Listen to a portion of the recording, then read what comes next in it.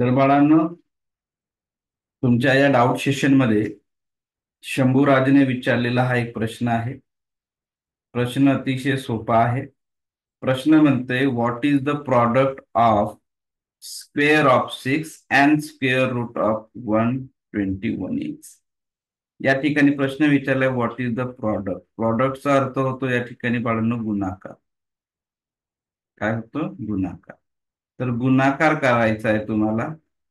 कुणाचा गुणाकार करायचा आहे? Square of 6. स्क्वेअर म्हणजे काय? 6चा वर्ग. मग या ठिकाणी लिहूया आपण स्क्वेअर ऑफ 6. स्क्वेअर ऑफ 6 काय होते? याला असं लिहितो आपण, स्क्वेअर ऑफ 6 म्हणजे काय? 6 इंटू 6 म्हणजे 36. बरोबर आहे. म्हणजेच 6चा वर्ग काय आला? 36 आला. ओके, लक्षात. त्यानंतर म्हणतोय तो square root of 1 2 is. Square root म्हणजे काय? वर्गमूळ. तर 121 चा वर्गमूळ म्हणून या ठिकाणी स्क्वेअर रूट ऑफ 1 2 1 याला कसं लिहितात? त्याला असं लिहितात, अंडर रूट मध्ये 1 2 1. याचं कसं पडतात फॅक्टर? याचे फॅक्टर पडतात 11 इंटू 11. म्हणजे उत्तर काय येतं? उत्तर येतं 11. ठीक आहे. तर आपण या ठिकाणी काढलेला आहे. काय काढलेला आहे? स्क्वेअर पण काढलेला आहे, स्क्वेअर रूट पण काढलेला आहे. ओके. आणि तुम्हाला म्हणतो या दोघांचा गुणाकार. तर 36 आणि 11 या दोघांचं तुम्हाला काय करायचं आहे? गुणाकार करायचा. लक्षात, दोघांचा. म्हणून 36 इंटू 11 हा तुमचा गुणाकार या ठिकाणी करायचा आहे. ओके. 11 6 जा 66, कॅरी 6. 11 3 जा 33, 33 प्लस 6 39. म्हणून तुमचा आन्सर येणार 396. ओके. सोपा प्रश्न होता. आन्सर आलं तुमचं 396. या ठिकाणी मी पर्याय घेतलेले नाही. ओके. उत्तर आलेलं आहे 396. त्यानंतरचा नेक्स्ट क्वेश्चन पण या ठिकाणी विचारला गेलेला आहे विद्यार्थ्यांमार्फत. ठीक आहे. क्वेश्चन काय आहे बघा. The sum of the digits of a 2 digit number is 11. Okay. प्रश्न म्हणतोय, दोन अंकी संख्येतील अंकांची बेरीज, दोन अंकी संख्येच्या अंकांची बेरीज 11 येतं म्हणते. आता संख्या आणि अंक समजले पाहिजे. ठीक आहे.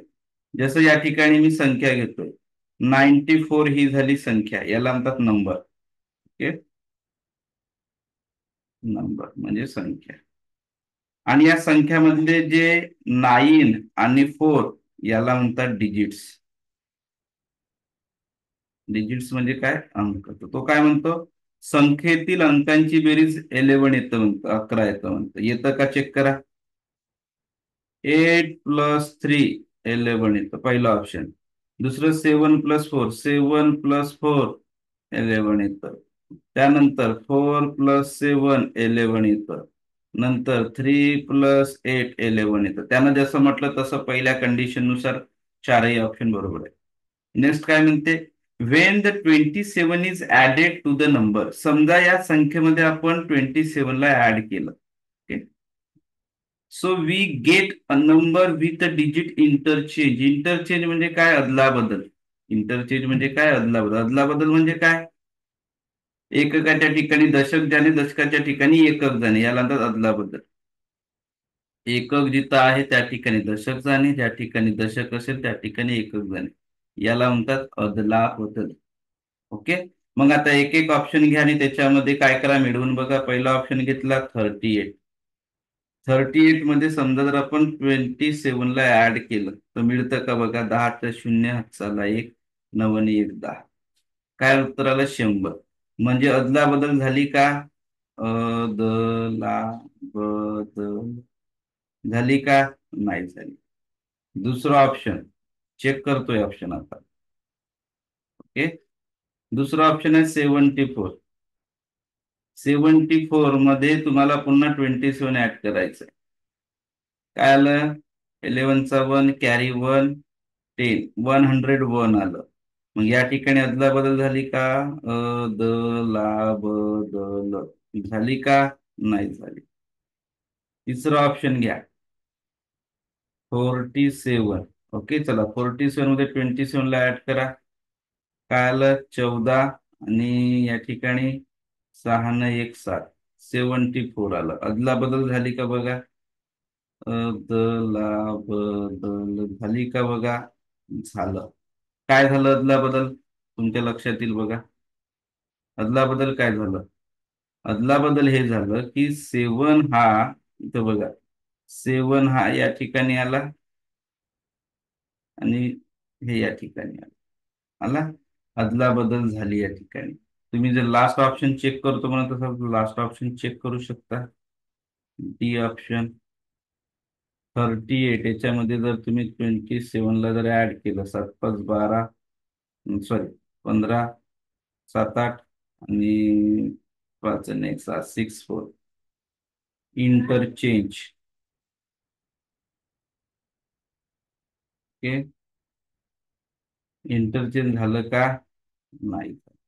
म्हणजे तुमचा आन्सर कोणता येणार आहे? तुमचा आन्सर येणार आहे या ठिकाणी सी, 47. सी, 47. ओके, अशा पद्धतीचं याचं उत्तर आहे 47. The next question is here. The question is the price of 4 kg of rice is. Price of 4 kg of rice is. Means 4 किलो तांदळाची किंमत. प्राइस म्हणजे किंमत. 4 केजी ऑफ राईस. राईस म्हणजे तांदूळ. ओके. 4 किलो तांदळाची किंमत is equal to the price of 9 KG of wheat. म्हणजे तो काय म्हणते? 4 किलो तांदळाची किंमत 9 किलोग्राम गव्हाच्या किमती इतकी आहे. प्रश्न सोपा आहे, जसं म्हणतो तसं करायचं. 4 KG of rice is equal to the 9 KG of wheat. म्हणजे काय? एका बाजूला समजा आपण घेतलं राईस म्हणजेच तांदूळ, आणि एका बाजूला घेतलं गहू म्हणजे व्हीट. तो काय म्हणतो बघा, प्रश्न समजून घ्या. एवढा पहिली ओळ ओळ पहिल्यांदा प्रश्न वाचल्यानंतर समजलं. तो काय म्हणतो? 4 किलो तुम्ही समजा गहू घ्या, जेवढ्या रुपयाचे होतील तेवढ्याच रुपयाचे 9 किलो गहू होईल म्हणते. आता समजला प्रश्न? हा त्याचा मिनिंग आहे. त्याचं म्हणणं असं आहे की 4 किलो तांदूळ जेवढ्या रुपयाचे घ्याल तेवढ्याच रुपयामध्ये तुम्हाला 9 किलो गहू मिळतील. हा साधा कन्सेप्ट आहे. Okay. Suppose the 4 KG of rice is 200 rupees. 4 kilo गव्हाची किंमत समजा 200 रुपये. मग 9 किलो गव्हाची किंमत किती होईल? 200च होईल ना. 4 किलो तांदूळ घ्या किंवा 9 किलो गहू घ्या, दोघांची प्राइस सारखीच आहे. ओके, हा त्याचा मिनिंग आहे फर्स्ट सेंटेन्सचा. Okay. So what is the next in example? If the price of 1 KG of wheat. आता 1 किलो गव्हाची किंमत दिली आहे. 1 किलो गहू, 1 केजी गहू किती रुपयाचं होते म्हणते? 20 रुपयाचं होते. 1 किलो गहू 20 रुपयाचे होते. त्याने प्रश्न काय विचारलाय आता माहित आहे? त्याने गव्हाची किंमत दिली आहे आणि विचारतंय काय? What is the cost of 8 kilo. 8 kilo तांदळाची किंमत किती आहे म्हणते. प्रश्न समजला? म्हणजे तुम्हाला गहू दिले आहेत, वीट दिले आहेत आणि तांदूळची प्राइस विचारलेली आहे. तर 8 किलो तांदळाची किंमत किती?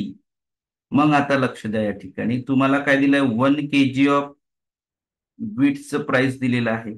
ओके. सो या ठिकाणी 9 केजी वीटचं काय होईल? 9 केजी. 9 केजीचं काय? 1 केजी तर 20 रुपीज आहे, तर 9 किलो आहे ना. 9 किलोचं काय होईल? 9 केजी मीन्स 20 इंटू 8,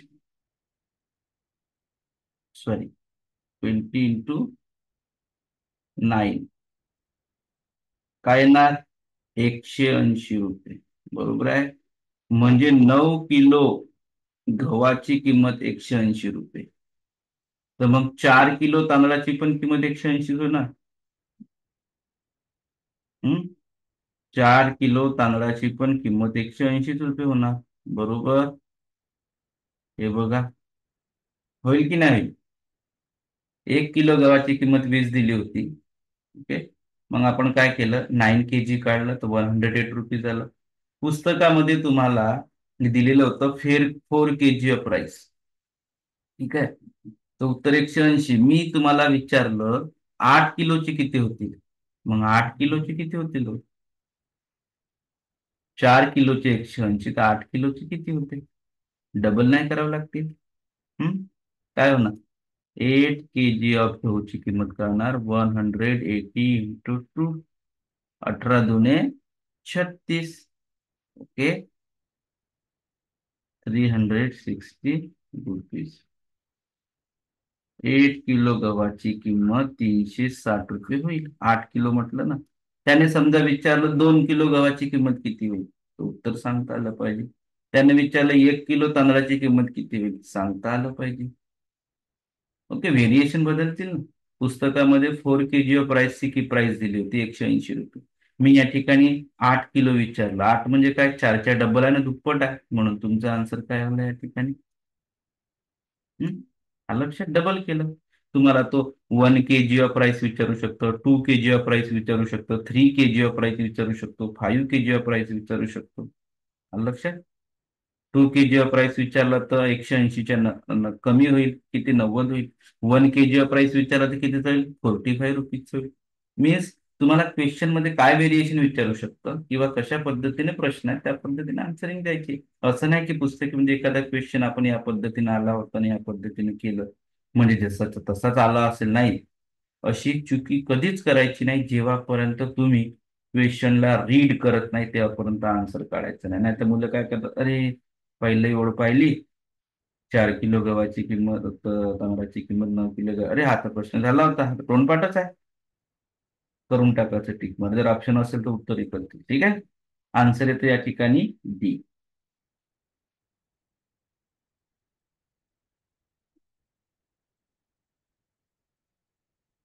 ओके. बाळांनो, या ठिकाणी मी ऑप्शन बी येतंय. ओके. या ठिकाणी डी ला ऑप्शन केलं, उत्तर 360 येतं. ठीक आहे. तर थोडं टाईप करताना चुकलंय. आन्सर बी 360. हा एक क्वेश्चन विचारला विद्यार्थ्यांनी. प्रश्न आहे, a girl was asked to add. Okay. म्हणजे एका मुलीला बेरीज करायला सांगितली. एका मुलीला बेरीज करायला सांगितली. कुणाची बेरीज? 1/5. 1/5 म्हणजे काय, एक पंचमांश. 1/5 याला म्हणतात 1/5. 1/5 म्हणजे काय, एक पंचमांश. एक पंचमांश म्हणजे काय, तो 1/5. ओके. अँड 1/4. 1/4 म्हणजे काय, एक चतुर्थांश. 1/4 म्हणजे एका मुलीला ऍडिशन करायला सांगितली. कुणाची? बघा, हा अपूर्णांकाचा उदाहरण आहे. वर्ड प्रॉब्लेम्स आहे. याच्यामध्ये त्याने फ्रॅक्शन न देता त्याला वर्ड मध्ये टाकलंय. हे तुम्हाला कन्वर्ट करता आलं पाहिजे. 1/4 म्हणजे काय, ते 1/4. म्हणजे त्याने काय सांगितलं की या दोघांची बेरीज कर. कुणाला? एका मुलीला सांगितलं की या दोघांची बेरीज करायची. कुणाची? 1/5 and 1/4. Okay. The one person asked to a girl add the 1/5 and 1/4. एका जणाने सांगितलं की बाळा, तुला याची बेरीज करायची आहे, 1/5 आणि 1/4 ची. बट पण त्याने काय केलं, एक पंचमांश आणि एक चतुर्थांश, ओके, यांच्या गुणाकार व्यस्ताची बेरीज केली. आता गुणाकार व्यस्त म्हणजे काय, याला शब्द कोणता दिलाय? Multiplicative inverse. हा शब्द मी तुम्हाला सांगितलेला आहे. मल्टिप्लिकेटिव्ह इनव्हर्स म्हणजे काय, गुणाकार व्यस्त. गुणाकार व्यस्तला आपण काय म्हणतो, उलटा पालट. उलटा पालट याला म्हणतात मल्टिप्लिकेटिव्ह इनव्हर्स. म्हणजे काय, 4/5 असेल तर याचं काय होतं, 5/4. एक्झाम्पल. हा. 9 असेल तर याचं काय होते, 1/9. समजा 10/1 असेल तर याचं उत्तर काय ना, 1/10. याला म्हणतात 3/8 असेल द्यायचं होतं का 8/3, याला म्हणतात मल्टिप्लिकेटिव्ह इनव्हर्स, उलटा पालट. काय म्हणते, त्या मुलीने काय केलं, याच्या उलटा पालटांची बेरीज केली. म्हणजे काय, 1/4 जो आहे याचा उलटा पालट, 1 जो 5 आहे पहिला 1/5 याची उलटा पालट केली. ओके, म्हणजे काय केलं, 5/1 केलं. आणि 1 जो 4 आहे याची उलटा पालट काय केली, 4/1 केलं. आणि त्याला याची बेरीज केली त्याने. ओके, मल्टिप्लिकेटिव्ह इनव्हर्सची बेरीज केली, ऍडिशन केली. काय होते ऍडिशन, 5+1+4+1, उत्तर तर सरळ सरळच आहे, 9/1. याला कसं लिहिता, 5+4/1, उत्तर 9 येतं. आहे की नाही, झालं, किती सोपं आहे. आन्सर येतोय तुमचं 9. किती सोपा प्रश्न आहे. चला, नंतरचा प्रश्न आहे, the product of two number is twice of a number 42. If their HCF is 2, then what is their LCM. Okay, प्रश्न व्यवस्थित समजून घ्या. थोडं वेगळं आहे, आतापर्यंत ते लसावी मसावीचा आहे, आपला जो भाग सुरू होतो त्या भागावरचा आहे. फक्त याच्यामध्ये थोडा चेंजेस केलेला आहे. ठीक आहे ना, चेंजेस महत्वाचा आहे. ठीक आहे, विद्यार्थ्यांना असे चेंजेस करून क्वेश्चन येतात, म्हणजे विद्यार्थी कन्फ्यूज झाले पाहिजे आणि उत्तर चुकवले पाहिजे. आता तुम्हाला काय म्हणतं, दोन संख्याचा गुणाकार हा 42 या संख्येच्या दुप्पट आहे म्हणते, 42च्या डबल्स. मीन्स दोन संख्याचा गुणाकार, प्रॉडक्ट ऑफ टू नंबर, दोन संख्याचा गुणाकार काय आहे म्हणते, twice of 42. Okay, twice of 42, 42च्या दुप्पट आहे, म्हणजे 42 × 2, 84 आहे. 84 हा दोन संख्येचा गुणाकार आहे.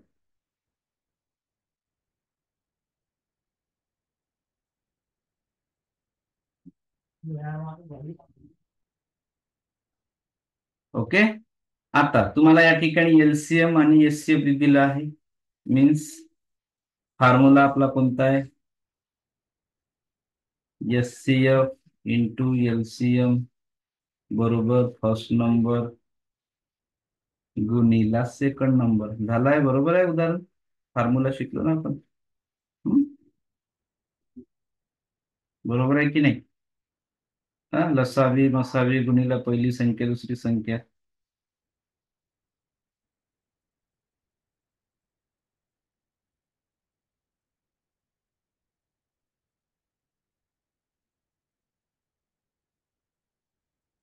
चला, मांडा आता किमती. किती आहे, मसावी 2 आहे, लसावी काढायची आहे, आणि दोन संख्येचा गुणाकार किती दिलाय, 84 दिलाय. काही विद्यार्थी सरळ सरळ 42 करतील, या ठिकाणी हा IMP आहे. ठीक आहे, मग काय होणार, लसावी बरोबर 84/2 आणि लसावी बरोबर काय, 42. ज्या विद्यार्थ्यांनी 84च्या ठिकाणी 42 घेतले त्याचं उत्तर 21 येईल. ओके, 21 येईल. आन्सर येते तुमचा 42. ओके, अशा पद्धतीने हा व्हेरिएशन, हा इम्पॉर्टंट व्हेरिएशन आहे या ठिकाणी. हा IMP व्हेरिएशन आहे. व्हेरिएशन म्हणजे त्याच्यामध्ये थोडं बदल केलं जातं, हा खूप महत्वाचा आहे. ठीक आहे, चला उत्तर आलंय 40. चला, प्रश्न आहे एक, Rajiv's mother bought 1.5 kg of grapes. Okay, म्हणजे राजीवच्या आईने 1.5 किलो द्राक्ष विकत घेतली, 1.5, 1.5 kilo. Okay, 1.5. And the Mahesh mother, आणि महेशच्या आईने किती घेतली, 1.25 kg, 1.25 kg म्हणजे 1.25 किलो द्राक्षे विकत घेतली. तर दोघांनी मिळून किती द्राक्षे विकत घेतली असा प्रश्न आहे. So how many total grapes buy together. So या ठिकाणी तुम्हाला आन्सर काढायचा आहे. आन्सर काढणं अतिशय सोपं आहे. या ठिकाणी आपण लिहूया 1.5 किलो, 1.5 किलोग्राम. 1.5 किलोला कसं लिहितो आपण, 1.500 याला 1.5 किलो लिहितो. ठीक आहे. आणि त्याच्यानंतर हे कुणाचं आहे, हे आहे राजीव मदर. राजीव मदर. त्याच्यानंतर 1.25 किलो. सव्वा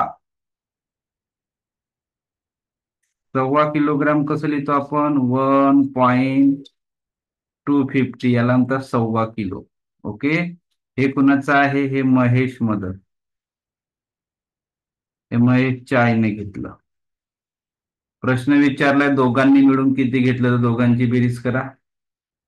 057.2. उत्तर काय आहे. आता हा उत्तर दिसतं का तुम्हाला, 2.75 नाही, तर याला तुम्ही असं लिहू शकता 275. ओके. म्हणून तुमचा आन्सर आलेला आहे, आन्सर नंबर 1, की दोघांनी मिळून 2.25 किलो ओके द्राक्षे विकत घेतली. अतिशय सोपा प्रश्न होता. ओके. तुम्हाला हे लिहिता आलं पाहिजे, 1.25 किलो म्हणजे काय, 1.5 किलो म्हणजे काय. जर तुम्हाला लिहिता आलं तर तुमचं काम सोपं होईल. ओके. चला, एक प्रश्न आहे. आर्यनने 25.5 रुपयाची रंगपेटी घेतली. रंगपेटी म्हणजे काय, कलर बॉक्स. 25.5 रुपये. 25.5 म्हणजे काय, 25.5. Okay. Aryan bought a colour box ₹25.5. Okay. म्हणजे त्याने रंगपेटी घेतली किती रुपयाची, रंगपेटी किती रुपयाची घेतली, 25.5 रुपयाची. 25.5 कसं लिहितात, 25.50. 25.5. नंतर काय म्हणते, अ पेन ₹4.50. ओके. 4.50 रुपयाचं त्यानं पेन विकत घेतलं, म्हणजे किती, 4.5चे. आता पेनची किंमत किती आहे, 4.5. हा प्रश्न विचारलाय मयंक, सॉरी, गावितने. त्याच्यानंतर 22 रुपयाची वही विकत घेतली, वही. आता 22 ही इथं लिहायचं पूर्ण संख्या असल्यामुळे. प्रश्न काय म्हणतो, तर त्याने दुकानदाराला किती रुपये द्यावेत. How much rupees total pay to the shopkeeper. Okay. सगळ्यांची बेरीज करा. 0, 0, पॉइंट कॅरी 1, 9, 9, 9, 9, 10, 12 कॅरी 5, ₹52. यालाच तुम्ही कसे लिहू शकता, यालाच तुम्ही असे लिहू शकता, 52. सरळ सरळ 52 रुपीज म्हणून तुमचा आन्सर येणार या ठिकाणी. आन्सर नंबर 2, 52 रुपीज म्हणजे बी. ठीक आहे. सोपा प्रश्न.